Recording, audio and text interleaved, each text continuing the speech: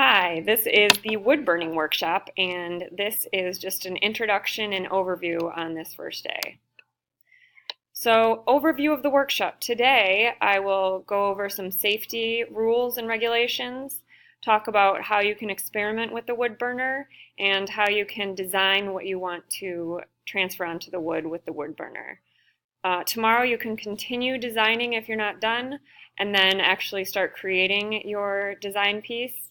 And on the last day, you can finish your creation, and we'll do a couple things to finish it up.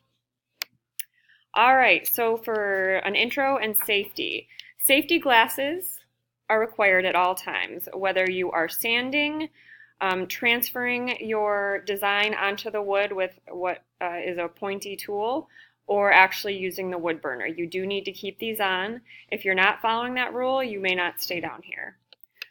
Do not turn on the wood burner until you are ready to use it. This is the wood burner. Please keep it unplugged until you're actually ready to use it. Okay, next thing, never touch the tip when the wood burner is plugged in, warming up, or cooling down.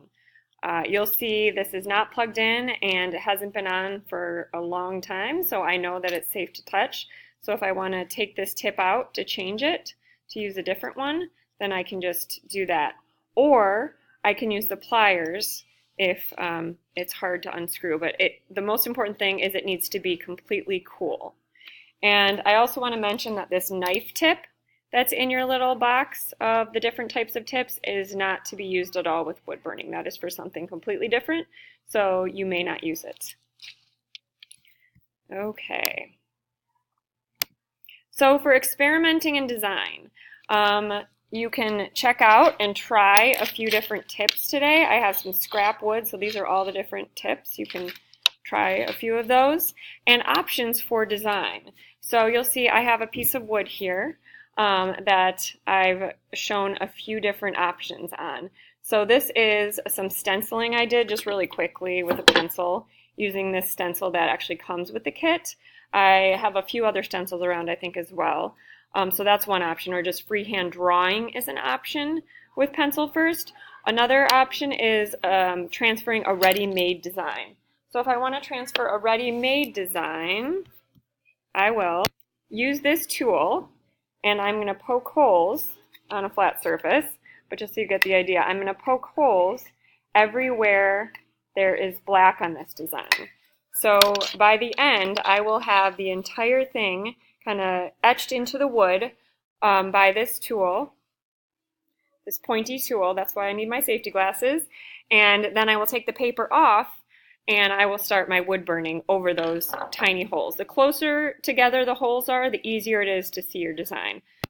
I just want to emphasize, though, the importance of actually taking the paper off before you do your wood burning, because, of course, if you leave the paper on, it will burn the paper and potentially start a fire. So please, please, please make sure you always take off your paper to see your etching or your stencils before you actually start wood burning. Then your last option is to transfer a design that you create. So this is just one example of where you could design it. So this is a website called Canva.com, and this is a place where you can design all sorts of images and quotes.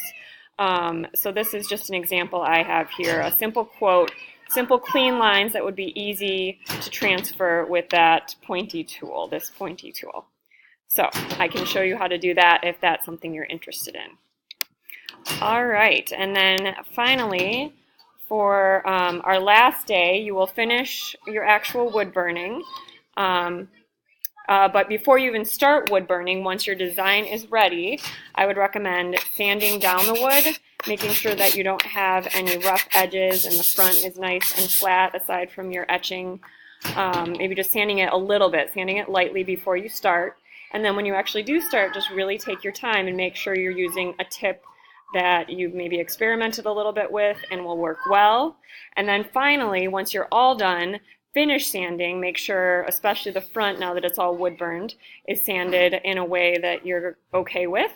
And lastly, if you'd like a clear coat on it, I can put a clear coat of this to make it a little bit shiny and just kind of to seal it up a little bit.